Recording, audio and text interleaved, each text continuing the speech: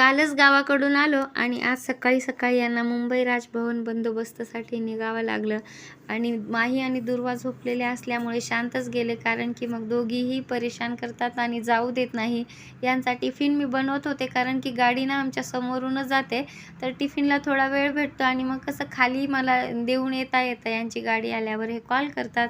तर मी तर चपाती आणि भाजी बनवून घेतली होती आणि एवढा पसारा झाला होता ना, तर मला असं झालं होतं की आता मी सुरुवात कुठून करू आणि संपू कुठून, असं टेन्शन आलं होतं.